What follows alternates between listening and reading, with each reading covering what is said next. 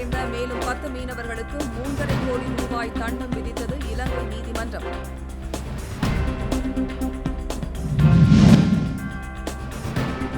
முதலமைச்சர் பதவியிலிருந்து விலகிய அரவிந்த் கெஜ்ரிவால் ஒரு வாரத்தில் அரசு இல்லத்தை காலி செய்வார் என ஆம் ஆத்மி கட்சி தகவல்.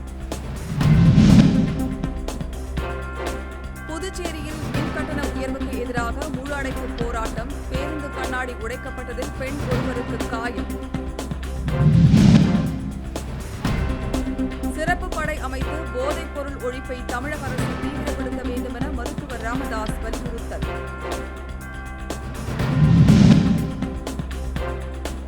ஆளுநர் ரவி தலைமையில் நடைபெற்ற மீன்வள பல்கலைக்கழக பட்டமளிப்பு விழாவை புறக்கணித்தார் அமைச்சர் அனிதா ராதாகிருஷ்ணன்.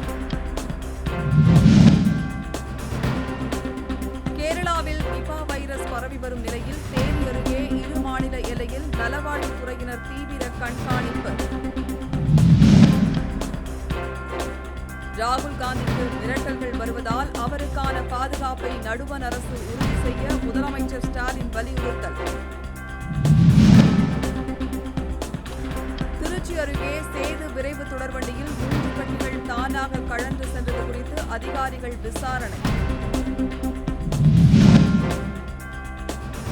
திருவண்ணாமலை மாவட்டம் செங்கம் அருகே போதிய பேருந்துகள் இயக்கப்படாததால் மாணவ மாணவியர்கள் ஆர்ப்பாட்டம். தமிழகத்தில் இன்றும் நாளையும் 2 முதல் 4 டிகிரி செல்சியஸ் வரை வெப்பம் அதிகரிக்கும் என வானிலை ஆய்வு நிறுவனம் எச்சரிக்கை.